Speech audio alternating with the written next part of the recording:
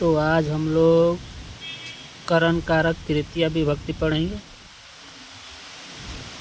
और इसके कुछ प्रमुख सूत्र हैं। तो आज हम लोग इसके कुछ प्रमुख सूत्र देखेंगे, जिसका पहला सूत्र है, सूत्र कह रहा है साधकम करणम, यानी इसका अर्थ हुआ कि जब कर्ता किसी क्रिया को संपन्न करने के लिए जिस सर्वोत्तम साधन का प्रयोग करता है, तब उस सर्वोत्तम साधन को करण कारक कहते हैं। यानी जो क्रिया होता है, जो कर्ता होता है, वो क्रिया करने में या कोई काम करने में सबसे महत्वपूर्ण साधन जो होता है, जो जिससे कि उस यानी जिसके न रहने पर वो काम नहीं हो सकता है, उस साधन को हम क्या कहेंगे? करण कारक कहेंगे। जैसे वह गाड़ी से घर जाता है, यानी वह जाने का काम कर रहा है घर जाने के लिए, लेकिन अगर उसके पास गाड़ी नहीं रहेगा तो वो जा ही नहीं सकता। यानी अति महत्वपूर्ण साधन है यह, यानी महत्वपूर्ण साधन है। जैसे वह कलम से लिखता है, स कलमे न लिखते, यानी लिखने का काम वह कलम से कर रहा है, यानी लिखने का काम, लेकिन अगर कलम नहीं रहेगा तो लिख पाएगा? यानी महत्वपूर्ण साधन है। कलम क्या है? महत्वपूर्ण साधन है। जैसे वह पैर से चलता है, तो पैर से चलता है, यानी अगर वो चलने का काम रहेगा, कर रहा है, लेकिन पैर नहीं रहेगा तो चल पाएगा? यानी महत्वपूर्ण साधन क्या है? पैर। तो इसलिए यह तृतीया विभक्ति हो गया। यह गाड़ी तृतीया विभक्ति हो गया, यानी यान, तो यान का यानेन हो जाता है तृतीया विभक्ति में। और पैर से, यानी पैर का, इसमें एगो पैर से नहीं चलेगा, दू गो पैर से चलेगा ना, तब पैर यानी पाद का तृतीया विभक्ति का बहुवचन द्विवचन पदाभ्यम होता है, इसलिए यहाँ पदाभ्यम हो गया। अगर एगो पैर से तो कभी चल ही नहीं सकता है, इसलिए यहाँ दो गो पैर यानी द्विवचन का यहाँ प्रयोग हुआ, यानी तृतीया का द्विवचन आप लोग तो होता है पदेन, पदाभ्यम, ये उसका शब्द रूप चलता है, तो इसलिए पदाभ्यम हो गया। अब यही दूसरा नियम कर रहा है कि ये तो करण कारक हो गया। अब इस करण कारक में तृतीया विभक्ति लगेगा, तो कर्णे तृतीया हो गया, यानी करण कारक में तृतीया विभक्ति लगती है। जैसे राम ने रावण को बाण से मारा, तो राम करता हुआ और बाण से मारने का काम कर रहा है। अब किस साधन से कर रहा है? तो बाण से कर रहा है, यानी तो यहाँ हो जाएगा, यहाँ रावण कर्म कारक हो गया, तो राम रावणम वाणेन हतवान या हन, तो यह बाणेन यानी यह तृतीया विभक्ति इसमें लग गया। यानी इस साधन में क्या लग गया? तृतीया विभक्ति। अब तीसरा नियम भी यही है। तीसरा नियम को हम देखते हैं, कर्तृकर्णयो तृतीया, यानी इसका अर्थ हुआ कर्तृकर्णयो परस तृतीया, यानी अनुक्त कर्ता या अप्रधान कर्ता। अनुक्त कर्ता में अर्थात कर्मवाच्य कर्ता में तथा करण कारक में तृतीया विभक्ति लगती है। एक बार यानी यह जो है, यह कह रहा है कि अप्रधान अनुयुक्त कर्ता में, यानी कर्ता प्रधान नहीं रहेगा, अर्थात कर्मवाच्य कर्ता रहेगा। कर्मवाच्य यानी ये जो वाक्य है कर्मवाच्य है। जैसे राम के द्वारा रावण मारा जाता है, यानी जो मारा जाता है ना, यह किसके अनुसार है? ये रावण के द्वारा है, यानी रावण यानी कर्म के अनुसार क्रिया है, तो इसलिए इसको कर्मवाच्य कहेंगे।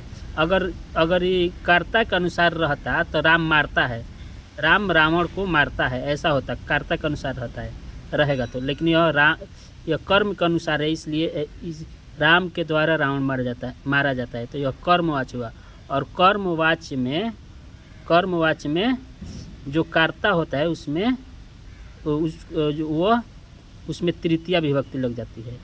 और यह इसमें ये कर्म कारक है ना, तो इसमें प्रथमा विभक्ति लग जाती है।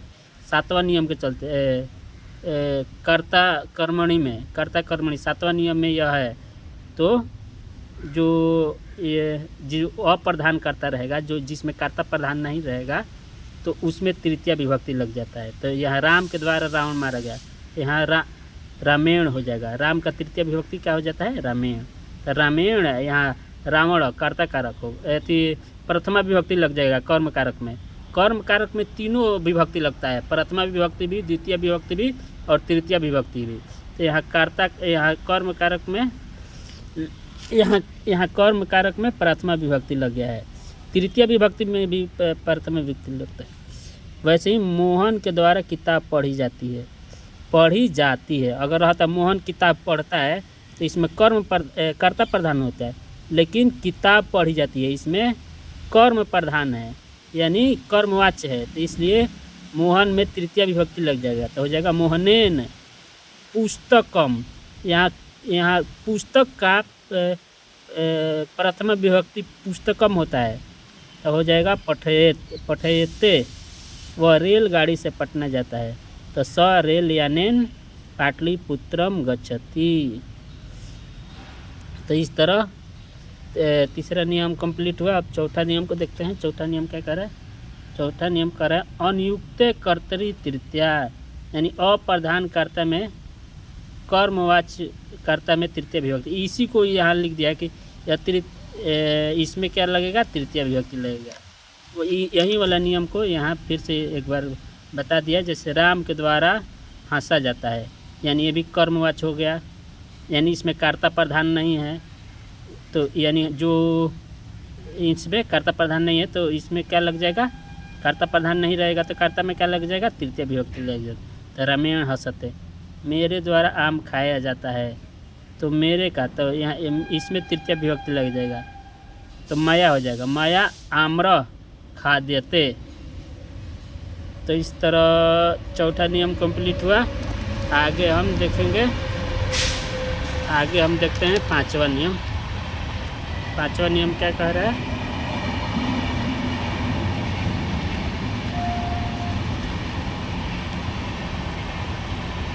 पांचवा नियम कह रहा है सहारते तीर्थया, यानी साथ के अर्थ में, साथ के अर्थ वाले शब्दों में, जैसे साकम साकम समम, यह साथ का मतलब साथ का अर्थ, इस सब का अर्थ क्या होता है? साथ।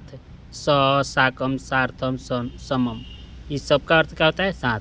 तो इन सब वाक्यों के प्रयोग होने पर उनसे संबंधित शब्द में तृतीय विभक्ति लग जाती है।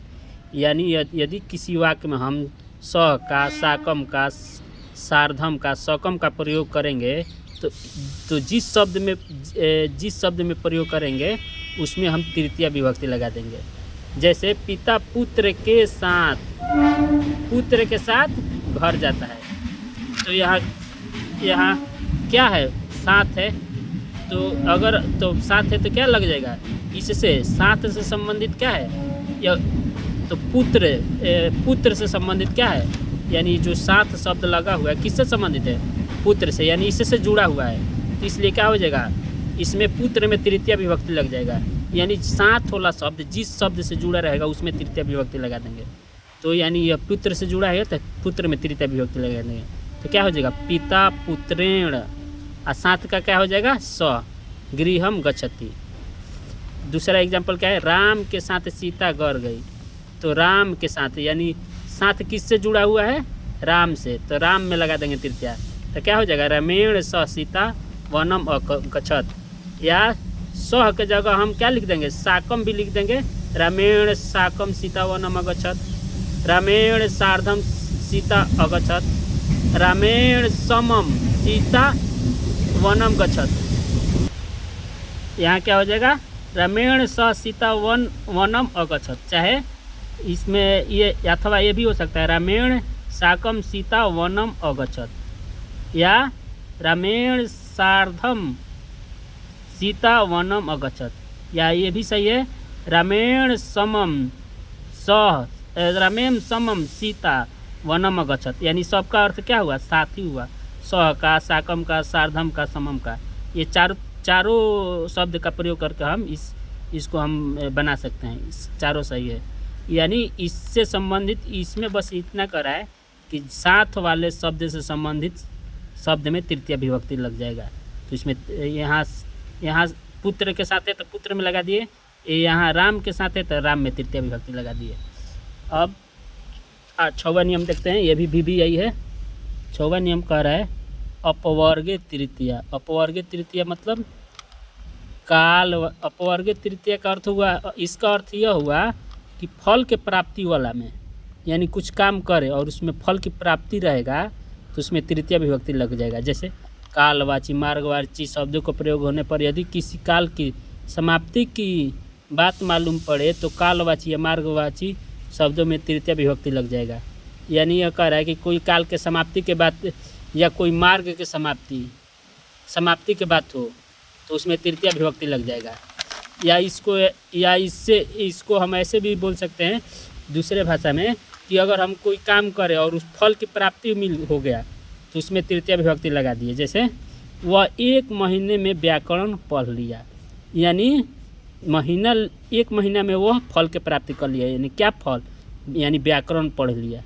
या इसमें महीने के समाप्ति में भी है, जैसे वह 1 महीना, तो 1 महीना तो ख़त्म हो गया। तो ऐसे शब्दों में कालवाची शब्दों में जो कि समाप्ति बताता हो या फल की प्राप्ति बताता हो तो उसमें हम तृतीय विभक्ति लगा देंगे। तो क्या हो जाएगा, मासेन, यानी ये महीना वाला में इसमें हम तृतीय विभक्ति लगा देंगे तो क्या हो जाएगा, मास का मासेन हो जाएगा। अब व्याकरण अपठत। दूसरा एग्जाम्पल क्या है, वह कोष भर में कथा कह दिया। वह कोष भर में कथा कह दिया, यानी पहले के लोग क्या होते थे, पहले के लोग पैदल जाते थे, बहुत कोसों दूर जाते थे। तो कोस यानी कहने का मतलब यहाँ 1 कोस का बात कर रहा है। अगर कोसों रहता तो ढेर सारे कोस, माने बहुत सारे, तो 1 कोस का बात कर रहा है। यानी वह कोस भर में कथा कह दिया। तो पहले के लोग पैदल जाते थे, जब गाड़ी नहीं रहता था तो वो जब पैदल जाते तो रास्ते में कथा कह कर टाइम अपना बिताते थे कि रास्ता कट जाए। तो यानी उसी को इसमें यूज़ किया गया है कि वह कोस भर में कथा कह दिया। तो चाहे वह 1 कोस जाते जाते कथा समाप्त कर दिया। यानी इसमें क्या है, यह कोस भर, यानी यह कालवाची है, मार्गवाची है, यह मार्गवाची शब्द है। तो इसमें भी हम क्या लगा देंगे, तृतीय विभक्ति लगा देंगे। तो कोस में क्या लग जाएगा, तृतीय विभक्ति। तो कोस का क्या हो जाएगा, तृतीय क्रोसेन। तो स क्रोसेन, कथा का कथाम, अकथत। यानी कालवाची मार्गवाची में क्या लगा देंगे, तृतीय विभक्ति लगा देंगे। ठीक, तो ये हो गया 6वां नियम। आगे देखते हैं 7वां नियम। 7वां नियम कहता है,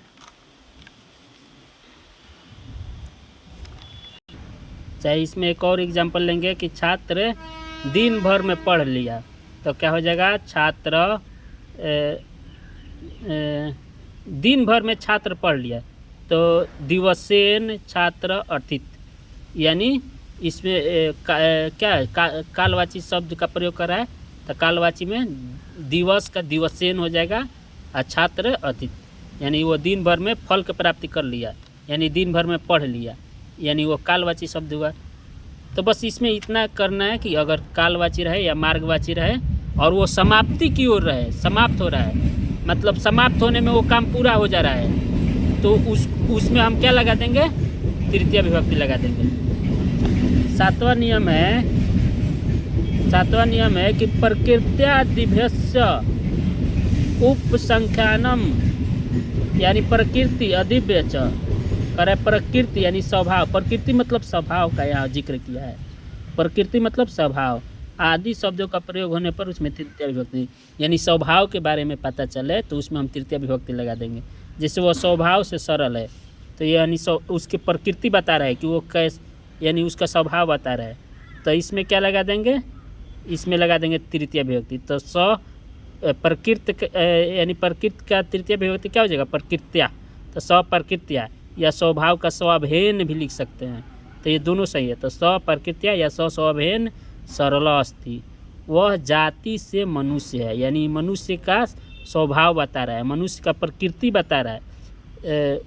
वो यानी जाति का प्रकृति बता रहा है या जाति का स्वभाव बता रहा है। तो जाति का स्वभाव क्या है, मनुष्य है। तो ये जाति में क्या लग जाएगा, तृतीया विभक्ति लग जाएगा। तो स जात्या मनुष्य अस्ति। तो इस तरह हम देखें 7 नियम में। तो पहला नियम में हम देखें कि अगर वह साधन का प्रयोग करेगा तो उसमें तृतीया विभक्ति लगा देंगे। साधन का प्रयोग करेगा तो वह तृतीया विभक्ति करण कारक कहलाएगा। और दूसरा नियम कह रहा है कि अगर वो कर्म कारक कहलाएगा तो उसमें तृतीया विभक्ति लगा देंगे। तो साधन में हम तृतीया विभक्ति लगा दिए।